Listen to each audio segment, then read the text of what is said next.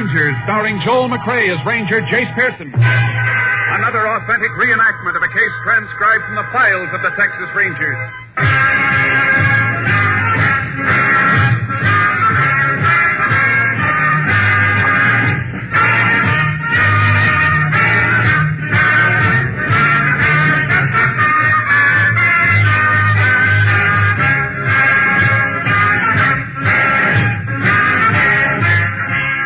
Names, dates, and places in the following story are fictitious for obvious reasons. The events themselves are a matter of record.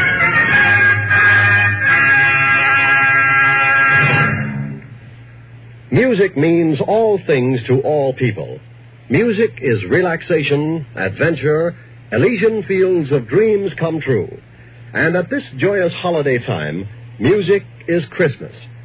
We of NBC feel proud of our Monday evening lineup of truly fine music programs.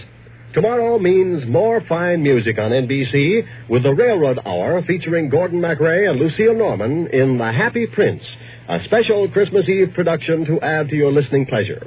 Also tomorrow, there's The Voice of Firestone with guest Eleanor Steber. Later, there's the Telephone Hour with guest soloist Blanche Thiebaum. And tomorrow, enjoy the Christmas program of the Mario Lanza Show with Mario Lanza, lovely Giselle McKenzie, and Ray Sinatra's orchestra. Yes, Monday is your invitation to music over most NBC stations. Make a program note to hear the Railroad Hour, the Voice of Firestone, the Telephone Hour, and the Mario Lanza Show tomorrow. Monday means music on NBC. Hear it on this station.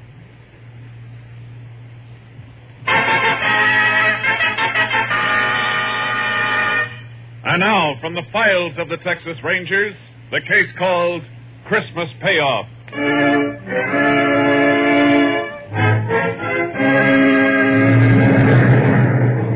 It is 4 p.m. on the afternoon of December 25th, 1940, in the small West Texas town of Rockfield. In his office, Dr. Edward Hartley and his nurse are just clearing up after treating an emergency case, which has taken the doctor away from his family on this Christmas Day. Doctor, before I leave, would you like me to stay? Alice, I would just like you to scoot on home where you should have been hours ago. And what about you? I think it's a shame. The one day in the year families should be together and you have an emergency. Well, anyway, old Mrs. Thompson will feel a lot better now for the holidays.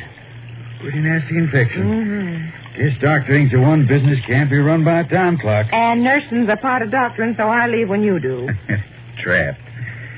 Sure would have loved to spend the whole day with the youngsters, though. Well, they probably won't even let you back in the house. Christmas got them so excited I don't think they even know I'm gone.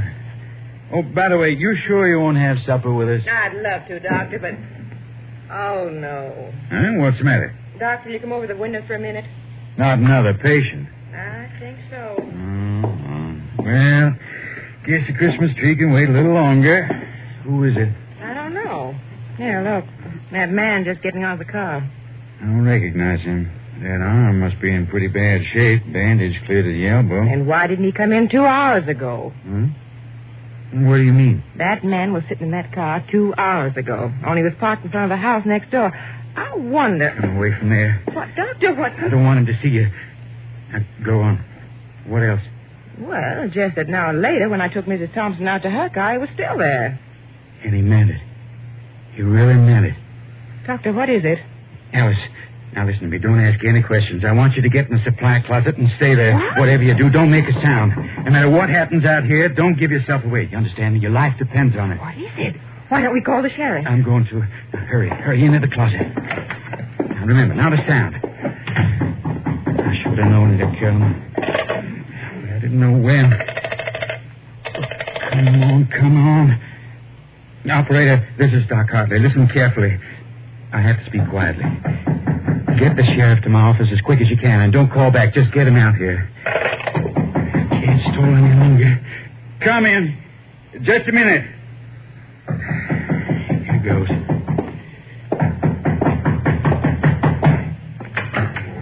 Yes? You Doc Hartley? That's right. Well, can I come in? Oh, of course. Come in. No, that's the supply closet. My dispensary is this way. Now, if you'll just get up on the table. Would you like to lie down? More comfortable for that arm. I'll sit. That's a lot of bandaging. What did you do to that hand? Think maybe I sprained it. You're the doc. Suppose you tell me. Always work this slow, Doc? Oh, I'm sorry. Where's your nurse? She's gone home long time ago. Not even supposed to be working today. This is Christmas, you know. Yeah, I know. Why don't you pull the last of the bandage off, Doc? Don't you want to see my hand? I know what's in it. Then I'll do it myself. There. See? There's your Christmas present, Doc, in my fist. Nice 38. Don't you want it, Doc? Why are you doing this? Why? Maybe I shouldn't give it to you. You guessed what it was. Spoil my surprise. You look like a nice guy. I'll give it to you anyway. Look at me, Doc. You know what it's for. You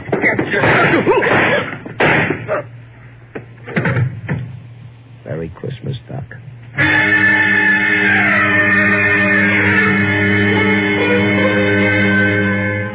Sheriff Lon McGill, on arriving at the scene of the crime, found Dr. Hartley dead and Nurse Alice Leonard in a state of physical collapse. He immediately asked for the help of the Texas Rangers. Ranger Jace Pearson was assigned, joining the sheriff at the doctor's office a short while later. Photographer will be out of your way in a minute, Jace. The nurse I told you about's in the other room. Maybe you want to talk to her first. Yeah, thanks, Sheriff. She's still as bad off as she was? Oh, she's some better now. It's a rough thing for a woman to have to go through. Yeah, plenty rough. In here, Jace. Alice. Alice, this is Ranger Pearson. Alice Leonard, Jace. Been Doc Hartley's nurse for 6 years.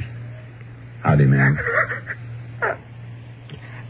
I'm sorry. I just can't seem to get a hold of myself. But it was so horrible. Horrible. I know how you must feel, ma'am, but you'll be helping a lot by answering a few questions. I've tried. Fine. Sheriff here has given me what you told him, so I won't put you through that again. Just want to clear up a few things. You know of anyone who might have wanted Doc dead? Oh, what sort of person would want that? Doctor was a wonderful man. Never had an enemy in his life. Sheriff, he'll tell you that. That's right, Jace. Doc was a real popular man in this town. I never heard a word against him. Friend didn't put him where he is now, Sheriff. Ma'am, you say you saw the killer's face? Yes, through the keyhole. You think you'd recognize him if you saw him again? Yes, I'm sure I would. Good. Now, from their conversation, would you say the doctor knew this man? No. Yet when he saw him through the window, he made you hide in the closet. Yes, that's right. He say anything at all about the man? No. Wait, I remember now. He said something about... He meant it. He meant it? Yes. What is it, ma'am? I just remembered something, a note. What note, Alice? A few weeks ago, the doctor got a letter. I opened it because I take care of his mail. Go on. Inside was just a piece of paper with words cut out from newspapers pasted to it. It said the payoff is soon. What did the doctor say when he saw it? Well, he just laughed, said it was some sort of joke. But I caught him sitting and staring at it a few times after that. You know where that letter is? Well, I think it's in his desk. Miss Leonard, you remember anything about the car this man drove? No. Just that it was black, a sedan. Oh, and the front fender had a big dent in it. I remember I could see it from the office window. I think that'll do for now, ma'am. You go home and try and get some rest. Tell the deputy I said to drive you home, Alice. I will. I hope you find the man that did this. I hope you find him. Yeah, poor woman. She was mighty fond of the doc, Jace. Must have spent some bad minutes in that closet. Yeah, the doc had a couple of bad minutes, too, Sheriff. The photographer must be finished in there by now. Let's take a look. Nothing's been touched in there, Jace. Everything's just the way we found it. Thought you'd want it that way. Thanks, Sheriff. Let's have a look at the doc. I'll just whip the sheet off him here. He shot at close range, all right. Powder burns. The angle of the shot seemed to bear out the nurse's story. Ballistics will fill us in later. Let's have a look at this desk. Okay, Jace? Well, there's not much on this side, Jace. What's the matter? Drawer full of Christmas candies. That'll be a nice Christmas for those poor kids. Hey, wait a minute, Jace. I think this is what you want. Yeah, that's it. The payoff is soon. No envelope with it? I reckon Doc threw that away. It'd be a tough one to trace. Cheap paper, the message in newspaper captions. And it's used a lot for blackmail because it's so hard to run down. Well, where to now, Jace? Has the doc's wife been told about this yet? No. Been holding off. I sure don't relish it none. Those kids and all. Let's tell her together then, Sheriff. It's a little easier that way. Thanks, Jace. Anything more we can do here? No, but before we go, I want to check on that black sedan with a smashed front fender. See if it's on the stolen car list. Sure thing. If you can spare a couple of deputies, Sheriff, I'd like them to do a house-to-house on this street. Maybe somebody else got a look at that car or the killer. It's a good idea, Jace. There's not much to go on, is there? There's enough. They always leave enough. And this is one killer I want, Sheriff. I want him bad.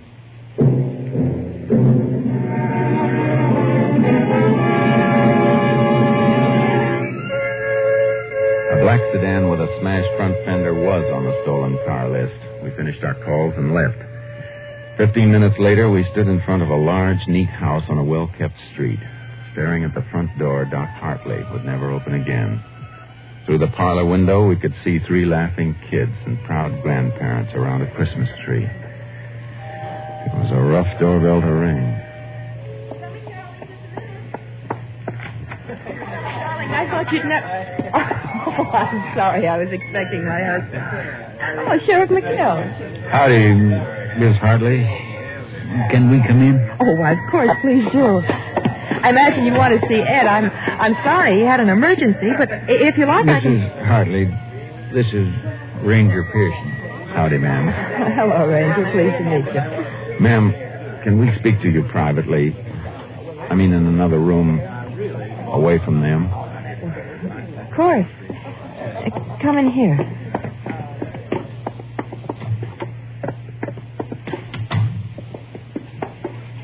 Well, what is it? Ma'am, it's best to say it quickly. Your husband, he's been killed. Oh, no. Here, you better sit down, Miss Hartley. There. Dad. I'm sorry, ma'am. How did it happen? He was shot, ma'am, by a man who came in asking for treatment. I want to find that man, Mrs. Hartley. I know how you feel at a time like this, but if you could answer a few questions, it'd help. I'll try. Has anyone threatened your husband that you know of? Did he seem worried lately? No. Did anyone call him today beside the woman he went to treat? Just a man. What man? A little past noon, the phone rang. Some man asked for my husband. I told him he was at the office on an emergency, and he just hung up. You recognize the voice, Mrs. Hartley? No. Just one more question, ma'am. Do you know of anyone who had a grudge against the doctor who would have wanted this to happen? No. Nobody. Nobody except... Except who? Well, I was thinking of that man, the one he sent to prison. Sent to prison, ma'am? I think I can explain that, Jace. You mean that Nixon thing, Miss Hartley? Yes. Well, it happened a couple of years back, Jace. A fellow named Al Nixon robbed the payroll of a gas cracking plant about 40 miles from here. Shot during the getaway, though. Came through here and forced Doc Hartley to treat him at gunpoint. You know what kind of stretch they gave him, Sheriff? No, I don't remember. You see, that was before I was sheriff. I was living at the other end of the county then. Well, anyway, seems Doc somehow sneaked a phone call while he was treating Nixon, and the police got him. Isn't that right, Miss Hartley? Yes. They sent him to Huntsville. Mrs. Hartley, I'm sorry to put you through this. We're going to leave now. Is there anything we can do for you? Nothing. There's nothing anyone can do. How will I tell the children?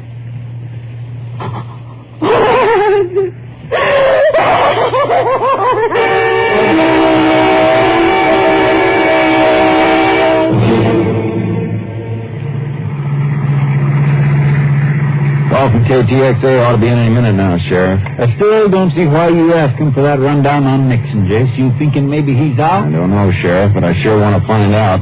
Nixon's got a real good motive for this killing. And I got to go with you on that. But... Now, hold it, Sheriff. That's it. KTXA to Unit 10. Unit 10 to KTXA. Go ahead. Have information you requested. Al Nixon, sentenced life term, Huntsville Penitentiary, December 1937. Money from gas cracking plant payroll never recovered. 10-4. Unit 10 clear. KTXA Austin. Well, that kind of kills that, don't it, Jace? Man with the best motive of all is serving life at Huntsville. It's still too good to pass by, Sheriff. What do you mean? Look, Nixon may be in Huntsville for life, but that doesn't change his motive. It's still good. So good I want to see him. I'm going to Huntsville in the morning.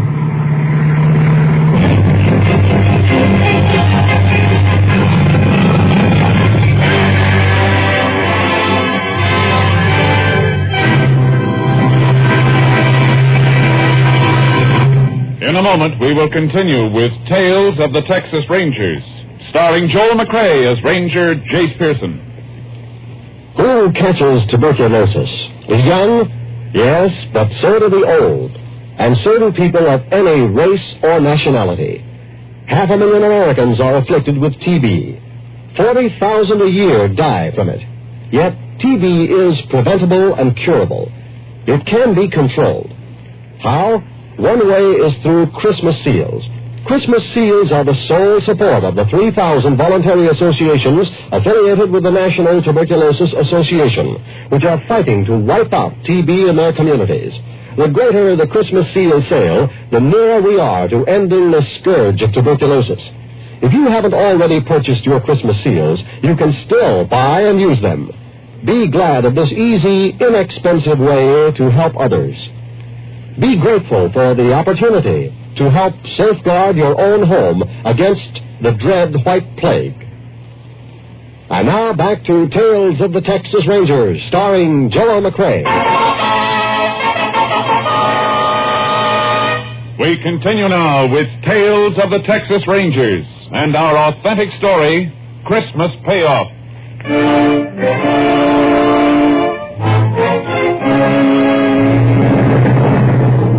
Next morning, I left Nurse Alice Leonard with the sheriff to begin the long job of trying to pick a killer's picture out of the gallery. Then I headed for Huntsville.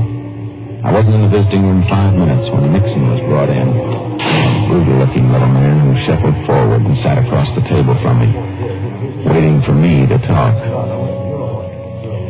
My name's Pearson, Nixon. Ranger Pearson.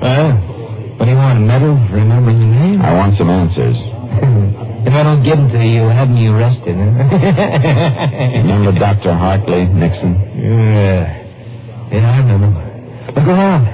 Ain't this good reason to remember him? He didn't put you here. You put yourself here. Hartley put me here. Oh, but don't you worry then about me, Ranger. I'll make out. You worry about Hartley. Hartley's dead, Nixon. You mean that? He's dead. Shot to death.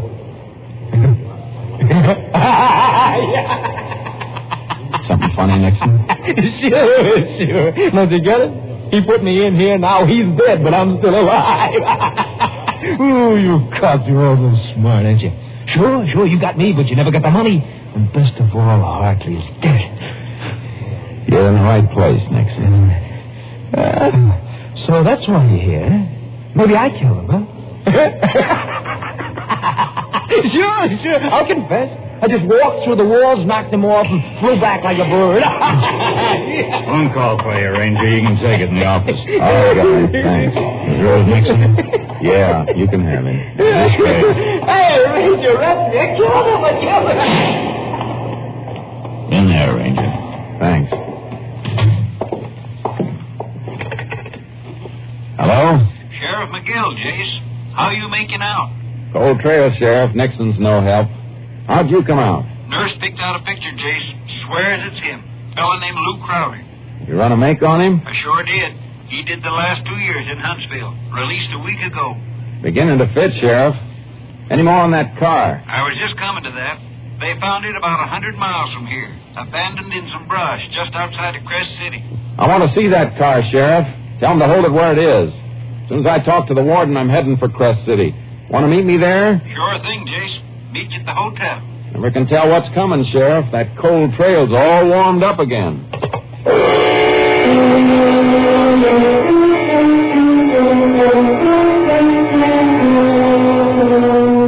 I had my talk with the warden and then met the sheriff in Crest City. As we headed for the spot where the abandoned car had been found, I kept thinking of Doc's wife and her 3 small kids. I was getting closer to a killer, and I liked it. I don't know, Jason. No matter how I figure it, there's always a couple of loose ends. Well, then try this, Sheriff. Al Nixon is doing life for a payroll robbery, and he's convinced it's Doc Hartley's fault. Now, that payroll was never found because Nixon hid it someplace before they got him. Yeah, I follow that far, Jason. In Huntsville with Nixon was Lou Crowder. Now, Nixon knew he wasn't ever going to get to use that money, so suppose he made a deal with Crowder. Crowder could have it if he killed Doc Hartley. But what was to stop Crowder from just digging up the money and not killing the doc? Well, Nixon's too smart for that, Sheriff. Probably set it up so he'd let Crowder know where the money is after he was sure of Doc's death. Well, it figures all right. But how would he let Crowder know? By letter, Sheriff. The warden told me Nixon's already written Crowder 3 times. What good would that do? All mail coming out of Huntsville is censored, Jace. I know, but the 2 men had plenty of time to rig a code when they were together in the pen. Then a letter could be the answer. That's right. Yeah, the highway patrol car up ahead must be where the car is. Yeah. Yeah, this is it. Howdy, fellas. There's a car, Jace, just behind this brush. Jace, even if your figuring's right, what do you reckon this car is going to tell us? Just one thing, Sheriff.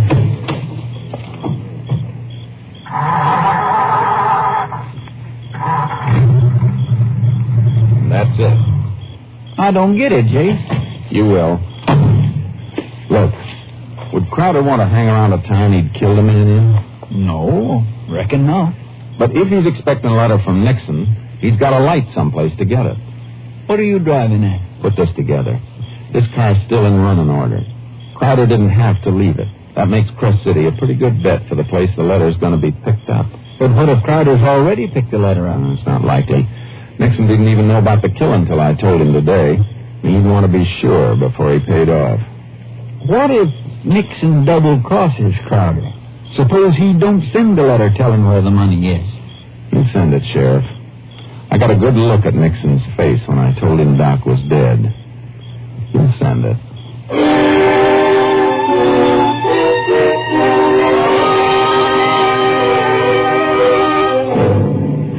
Back in Crest City, the postmaster agreed to notify us the minute he got any letter postmarked Huntsville without giving it out. The very next day, the letter was there. The man had come in for it, but was told it hadn't arrived. The postmaster noticed the man was driving a car with a horse trailer attached. I got my horse trailer, and we set the trap in the post office the next morning. That's Crowder, all right, Jace. He got the letter. Shall we take it? No. Hold it, Sheriff. What's the matter? I don't want to take a chance. He's probably armed. So these people may get hurt. Well, what are you going to do? Give him a lead and tail him. All right. Let's move up the front door and see where he goes. I didn't expect that Cadillac get you wild. He just got in that car, Jace. The one with the trailer. He's pulling out. Come on. You reckon he'll head straight for that money? There's no doubt about it. He's not pulling that horse trailer for nothing. He must be heading someplace he can't use a car. It's all right with me. We'll get him, Sheriff. Wherever he goes, we'll get him.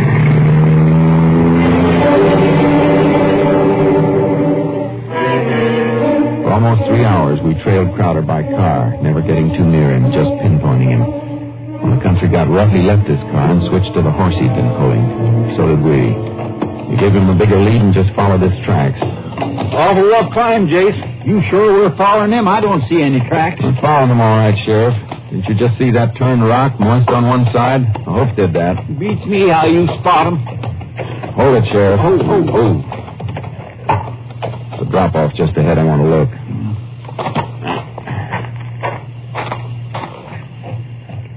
See anything, Jace? Hold it. just over the drop, about 20 feet. Is he digging, Jace? Better than that, Sheriff. He's found it already. Now, look, Sheriff, he's in a dead-end canyon. I'm going down after him. You cut along this ridge and close in from the base. All right, Jace, but be careful. Come on, boy.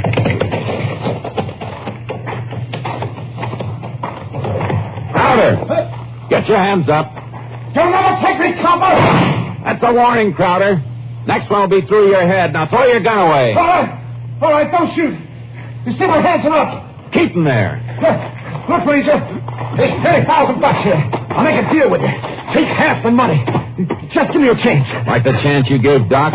You're not going to get that money. No, you don't. Give me that knife. You all right, Jay? Yeah, I'm all right, Sheriff. You were taking an awful chance that way, Jay. I know it, Sheriff. I had a bad minute there when I saw his knife glint in the sun. Thought you'd have to gun him for sure. I didn't want it that way. I had to take Crowder alive, Sheriff. He's my Christmas present to the warden at Huntsville.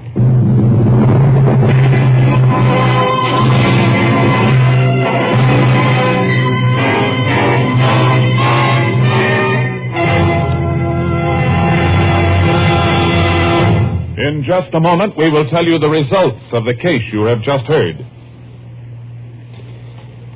With Christmas just around the corner, we at NBC hope that you all will have a joyful, happy holiday season. With the program scheduled on the NBC Radio Network, we will try to add to your listening pleasure as you relax and tune for your favorite entertainers. Special programs are planned by all of our NBC shows, and we know that you'll want to hear as many of them as you possibly can. To put it in musical form, here is a holiday wish from the NBC Chimes. Happy holiday, happy listening, happy holiday, happy listening, NBC. Wishes you a season of good cheer, a merry, merry Christmas and a happiest New Year. Happy holiday, happy listening, happy holiday, happy listening. Yes, from all of us at NBC to all of you throughout the country comes this sincere, hearty wish for a Merry Christmas.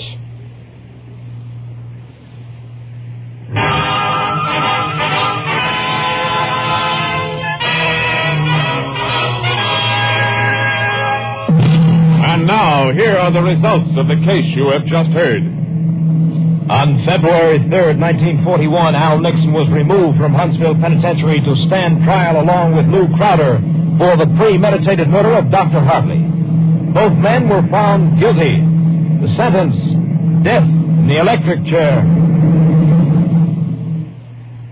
This is Joel McRae, folks. I just want to say I hope you'll all have a happy holiday season and many more to come. See you next week. Next week, Joel McRae in another authentic reenactment of a case from the files of the Texas Rangers.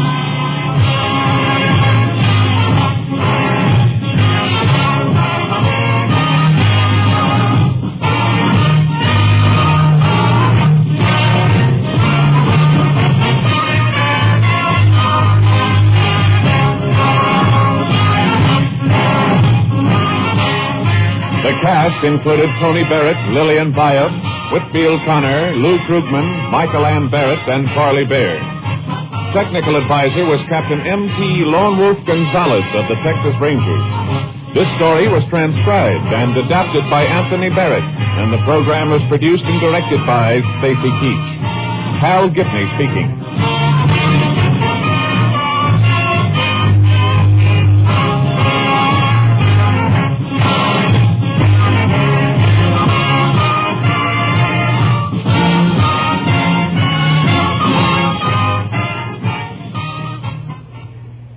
Next, it's The Big Show. All this and Tallulah 2 on NBC.